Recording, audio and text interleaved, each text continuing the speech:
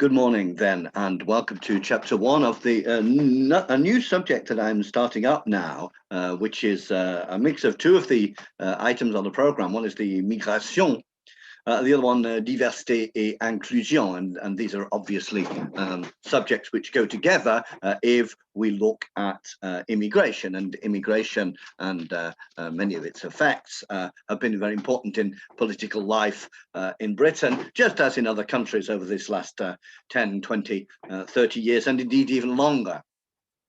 So what I'm going to do is I'm going to introduce some general questions about migrants and diversity and inclusion in Britain, and explain some of the British approaches that have been explored around this, and sometimes how they differ from those in France, without trying to either idealize or stereotype either of these approaches. That's quite a tall order. And then I'm going to go on to the major kinds of immigration which we've seen in Britain: Jewish immigration, West Indian immigration, Southeast Asian immigration, for example. And finally, I'm going to give you a sort of 20th century breakdown of the most important dates in the history of racism and anti-racism. So that should keep us going for a couple of weeks, I would think. So to start off, of course, you will not be surprised to hear that migration is in the news today. This is 2020 news, and the British government has just hit the headlines because the Home Secretary, I'm pretty sure it's the Home Secretary, Priti Patel, has been announcing rather surprising and controversial measures to try to stop migrants, often from Syria and Afghanistan and other places which people are fleeing from, and trying to stop them from arriving in Britain, and indeed using traps. Indeed, last week there was even talk of setting up wave machines which would make waves on the sea to stop the migrant boats from arriving. Now, of course, this is a big controversy and debate right across Europe, but this is the shape that it takes in Britain right now. And you can see there the headline from The Guardian this week: migrant traps could breach maritime treaties. So they may be against the clauses which Britain has signed on maritime treaties. What else do we have here? Here we have an opinion piece also from this week, suggesting, in the opinion of this gentleman, of course this is opinion, and there are many different opinions, that the United Kingdom government is more hardline against migrants than is the general public, that it's easier, in the opinion of this guy, to persuade the general public that migrants should be allowed into the country than it is to persuade the government. And indeed, public opinion is something very difficult to pin down on this kind of issue. And certainly it's very common for people to be generally rather opposed to immigrants coming to Britain, but perfectly willing to help a particular immigrant family not be expelled because they've seen them, because they know them, because they're the people at their children's school and so on. These are just some of the complexities of politics and psychology. Of course, the conservative press, and in particular the conservative tabloid press, there you see the Daily Mail and the Daily Express, don't hesitate to raise the temperature and to denounce migrants in different ways. Here are a number of front pages from the last few years using expressions like flood in, migrant chaos, and also maintaining, at the bottom right there you say, that when migrants arrive, this causes unemployment. This is a view which has been much contested, not least because when migrant families arrive, they often need housing and food and so on, so it creates employment, but also because very often migrants arrive at an age when they're young adults, and so they actually often turn out to be much cheaper for the British economy than people who are born here, because there's no necessity to pay for their schooling from the age of 5 till the age of 18, for example. Now, I want to begin with some of the key concepts which are used when talking about immigration, diversity, and inclusion. And diversity is an interesting idea. Yes, it's the sort of word which people use around difference and ethnic difference and cultural difference, in particular in companies. Certainly, very big companies, rather than having a training course on dealing with racism in the workplace, they often consider, management often considers that that is rather hot language, and so they will prefer to give training courses on managing diversity. Managing diversity is very in management term. But these expressions that you see in front of you are more political in nature, and it has to be said that some of them are often misunderstood or used in the wrong way. So I just want to go through them and suggest some of what the most important meanings of them, and of course some of them sometimes have contested meanings. That is, that people say, oh no, that's not what integration means, this is what integration means. And this is perfectly normal, because political and philosophical debate is often about disagreeing about the real meaning of particular concepts. So to start with, now I'm sure that some of these you know very well, so you just have to bear with me, and some of them you know less well. So to start with the idea of assimilation, this is from the Latin, yes, simil, and this is simply making everybody the same. So ideas around assimilation, which are less popular today than they were, say, 50 or 100 years ago, is the idea that really everybody should be the same. And so somebody who thought that assimilation was important would say it's really good when immigrants do not speak a different language at home. They only speak English everywhere. This is good in the opinion of those who put assimilation at the center of their ideas of what should happen when groups from around the world come and live in Britain. So assimilation. Now, this word has been for quite a while rather out of fashion in political discourse in Britain, and you would not expect politicians to openly defend assimilation. That would be considered to be not very respectful of minority groups. And as we will see as I go through these, you will understand that the tradition of dealing with diversity in Britain is quite different from the tradition dealing with diversity in France, not least on religious questions, which I'll mention in a moment. What's important from the point of view of the exam, because we are interested in exams, is not whether you think the French way of doing things is better or the British one. That really we don't care about that at all. I mean, from an exam point of view, but it's important that you should be able to show where the differences come from and what they mean. Second expression here, melting pot. Now, I put this one in deliberately because in French, le melting pot is often used in a wrong, in a non-historical sense. Now, what is melting pot? Well, the expression actually comes from the name of a play which was written at the very beginning of the 20th century by a Jewish playwright in London, and it was a play about America. And it was the melting pot. That is to say that going into America were Eastern European Jews and Norwegians and Germans and Italians and Irish, all these different parts, in particular different parts of Europe. And they were melted down and they became Americans. That is to say that they lost their differences. Now, this is the original meaning, of course, creuser. Now, one might consider this to be a very violent symbol, that you have to be melted down in the fire in order to become something new, something American. But this is the idea of melting pot. So it is not how it is occasionally used in French. It is not the idea that everybody keeps their differences and we enjoy seeing all the differences together. This is not the expression melting pot. Indeed, journalists, but I do not recommend this expression for university work. Journalists have sometimes used the expression salad bowl to mean a community or a town where you have many different groups who mix together in a positive way, because of course in a salad you have a unity, but you can also still taste the difference between the tomato and the lettuce and the cucumber and the radish and so on. This is the idea of salad bowl, but this is journalese, journalistic slang, so I don't really recommend you use this, but it's an interesting idea.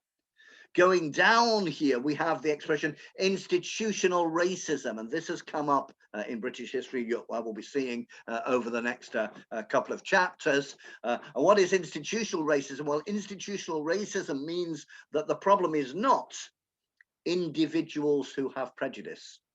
The problem is that the structure is set up in a way which discriminates against individuals. So, for example, it's very well known that committees, when they interview people, they tend to prefer to recruit people who resemble them. And even if you have an all-white committee, even if no individual in the committee is particularly racist or particularly wants to discriminate, you tend to find that the institution will do so. There are other, we also talk about institutional sexism. So, for example, institutional sexism might be where jobs are established in such a way that it's impossible for somebody looking after children to do them because they have to be available 24 hours a day. And to set up important jobs in a way that you can't do them if you're looking after children is institutional sexism, because although the intention is not to discriminate against women, in fact, that is the effect. The most complex word in here is no doubt multiculturalism. It is often badly used, and in particular, it is often misunderstood. But multiculturalism is basically the idea that differences in culture, the fact that people speak a different language at home, think of their relatives in a different way, have different holidays, have a different view of the family, these are positive. A multiculturalist point of view is that cultural differences in a modern city in particular are positive things, not things, so it's the opposite of assimilation. They're not things which are a problem. They are positive things. This is the idea of multiculturalism, and therefore they should be encouraged. So, for example, just to choose some simple examples, if you go into a library in the north of England, where I come from, you will not be surprised to see, 3,000 books in English, but also 300 books in Gujarati, 300 books in Urdu, 300 books in Hindi. This would not be controversial, and this is a multiculturalist way of looking at the world. It's meaning to say that the expression of cultural difference is encouraged by public bodies, in this case, libraries. And to take another question, which has been much more controversial in France, my feeling is, but I have to do some research in this, my feeling is that if in the north of England some group of Indian women asked, can we have on Thursday afternoons a couple of hours where there are only women, my impression is that that would not cause a political problem. Whereas, of course, in France, this has been quite controversial, quite debated. So I will come back frequently to multiculturalism. Now, anti-racism. Now, anti-racism is not the same as multiculturalism, because multiculturalism simply talks about differences and the positive sides, and it can be sometimes become a sort of what's the word? Cheerful multiculturalism. I'll call it multiculturalism guilleré. Call this just we're all happy together.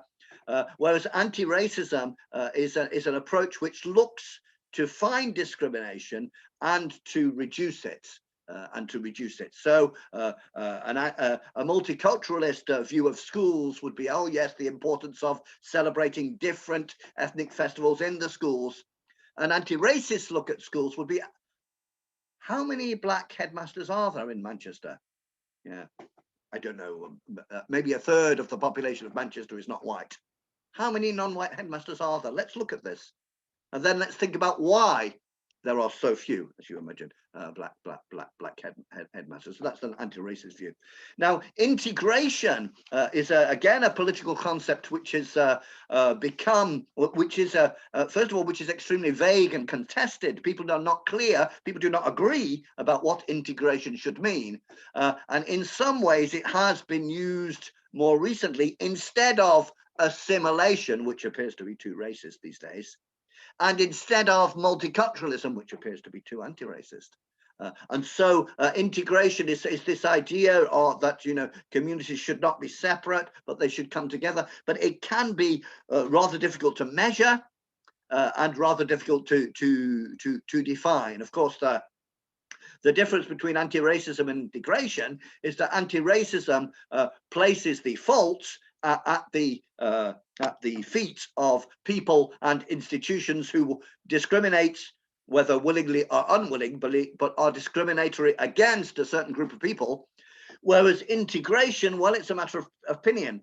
If a particular group is considered to be not integrated into British society, then some people will say, oh, well, this is because of racism against them. And other people will say, oh, no, well, they don't really want to be integrated. So it's a much more, flexible concept. Now, I should say something briefly about multiculturalism. Multiculturalism was a very popular political word for many years, probably from the 70s to the late 90s. And in the last 20 years, very often politicians have said, especially conservative politicians, oh, well, we've had too much multiculturalism, and this has been plugged into other political debates, like how to stop jihadist terrorism, for example. However, although the word is politically less popular than it used to be, many of the practices in hospitals, in schools, in universities, in local governments, in sports, and so on, in Britain, are often very much multiculturalist, or multicultural and multiculturalist. That is, agreeing with the ideology, even though the most prominent politicians are not using the word as much as they used to. It seems to me that multiculturalism is very deeply rooted in Britain today, and I'll see more of that in a while. Now, community cohesion is a word which, in particular, conservative governments have been using much more recently, and of course, it's a word which can mean different things to different people. Community cohesion, who could be against that? However, it tends to be used today in the suggestion that, oh, well, some of these immigrant minorities, they don't believe in British values enough. And so they're not helping the community to be coherent. So it tends to be a conservative word. And this has been present, for example, in the rise of the UK citizenship test. For many, many, many years, if you wanted to become a British citizen, you probably had to show that you had a job or that you were settled in the country or something, but you certainly did not have to take a test. But over the last 20, perhaps even slightly more years now, you've had to take a UK citizenship test, which is supposed to show your knowledge of Britain and your knowledge of British values. Now, this has often been mocked because British values are something extremely difficult to define and may not exist. And the test which they came up with did tend to be, let's say, not too difficult to criticize. For example, knowing where all the different counties of England are, which I certainly don't, and they have often been criticized. Now, citizenship in general is not a historically important concept in Britain. In France, of course, it is. Remember the Déclaration des droits de l'homme et du citoyen. Right back, the French Revolution was built on citizenship, and indeed, people used to address each other as citizen. In Britain, of course, because of the monarchy, British people were considered to be subjects, and indeed, even today, if you open a British passport like mine, it says British subject, and it says Her Majesty's government requests and requires whom it may concern to let this person pass without let or hindrance. It requests and requires. Yeah, this is the Queen talking, so you better do what she says. Now, I just have a little wander around London to start us off, just to show some of the mixes you see up there. And I took this photograph in London in 2015. A taste of Cameroon. You can say it's a little restaurant or something, a taste of Cameroon in West Africa. And what do you get if you want to go for this taste of Cameroon? Espresso, cappuccini, paninis, and so on. So yeah, let's say that it's very Italian sort of Cameroony place. The mix is in there. This was in my local shop in the north of England in Accrington. And if you want to buy a curry, well, everybody knows where curry comes from, don't they? And according to this poster, it comes from Ireland. It's our Irish curry sauce, and that's what you need with your chips. In Ireland, they say there's a pot of gold at the end of the rainbow. We say it's our Irish curry sauce. Try some now. So this is just the idea. It's the salad bowl idea, a bit of everything, mix it all in together.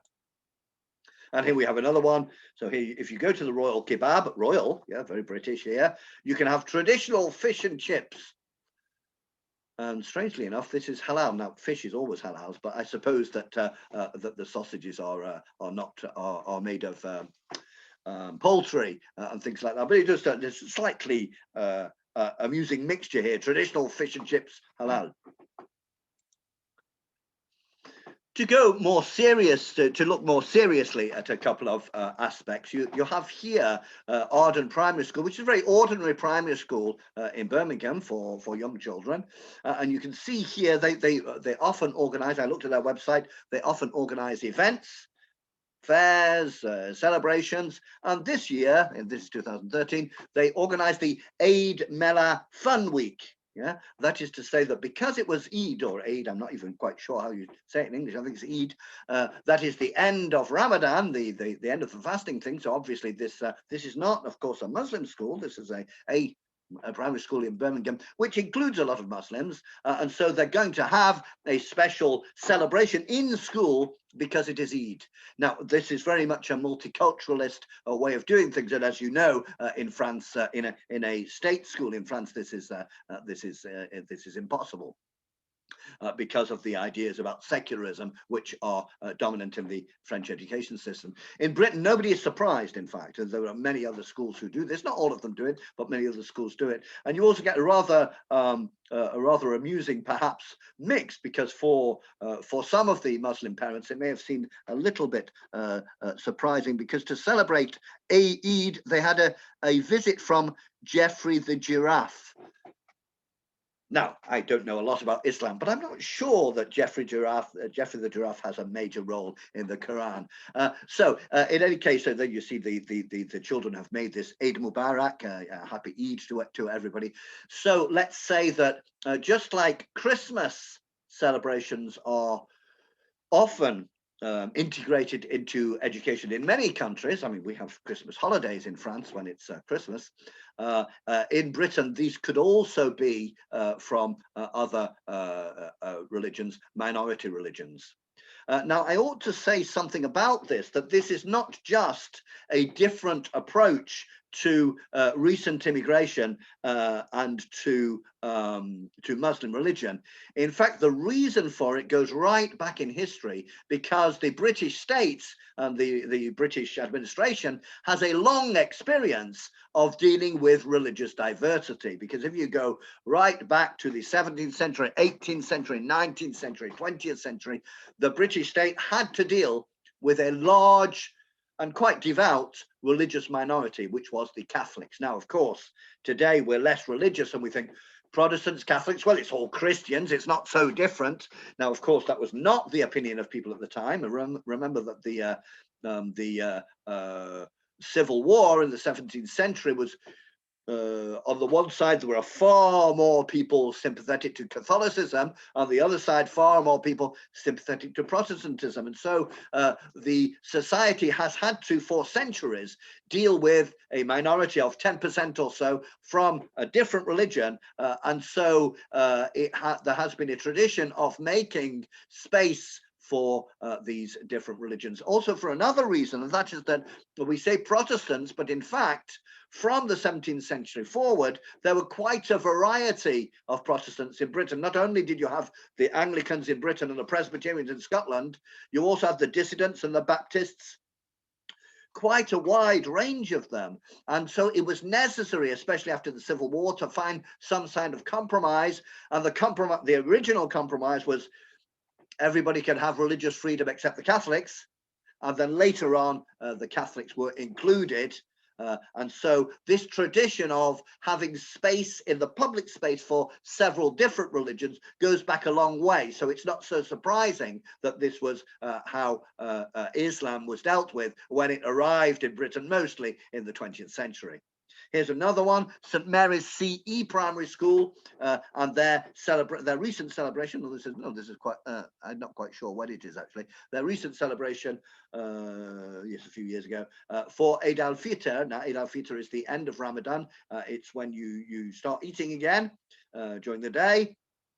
And you can see that they had a party. And what is fascinating about this website is not just it's a primary school. What does CE means? St. Mary's Church of England Primary School. There are many religious schools in Britain, religious-based schools. They are not private schools. They are state schools. They're not private schools. People do not pay to go there.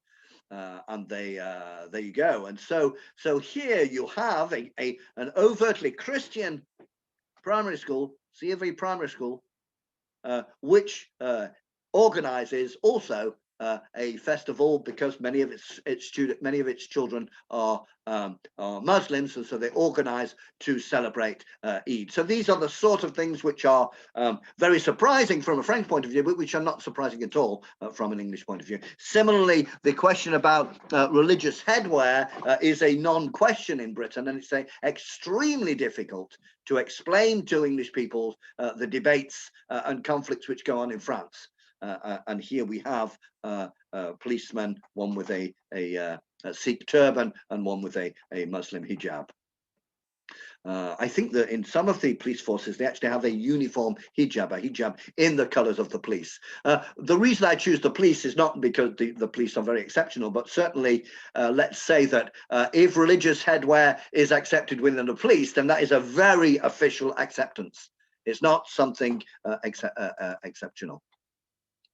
So what else can we say about diversity and inclusion? Just a symbol here. The Olympic opening ceremony in London in 2012. That is to say, this show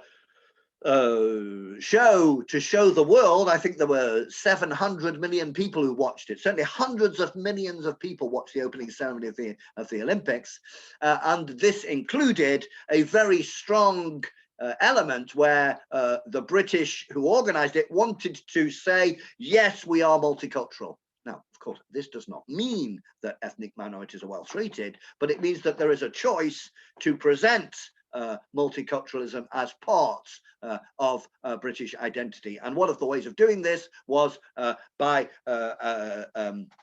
choosing, among others, Dizzy Rascal to sing at the Olympic opening ceremony. And so it's very tremendously popular sort of rap and hip hop sort of musical person. So where do immigrants come from when they come to Britain? Well, this is the long story. This is the historical story. If we go for the top dozen places from 1841 to 2001, that is to say 150 years. Now, of course, the first thing to notice is that there were more and more immigrants. This is not surprising. It became much easier to travel and much cheaper to travel. There was always a large number of Irish. You can see the Irish from the beginning to the end. Irish is huge. And then you can see that the opening up of Russian immigration in 1891. This is mostly Russian Jews fleeing from oppression in Russia. You can see later then here the Indian Empire, that is to say India and Pakistan, opening up in the 20s, but then continue. Where have we gone? Oh, India. There's India as well. So this is India, and that's also India and Pakistan. So quite a large immigration in the 60s and 70s and 80s from India, and then at the top, the West Indies, Jamaica, Trinidad, and so on from the 50s, opening up here. And you can see that in each case it's 100,000 a year or so. And then at the top, towards the end, you can see the importance of, where have we gone now? Poland. We can see the beginning of the importance of Poland. Now, Poland will get much bigger after 2001 because the rules of the European Union will change, or the membership of the European Union will change. And at the highest point, there will be 500,000 Polish people living, people born in Poland living in Britain. However, all these dozen places together never gets higher.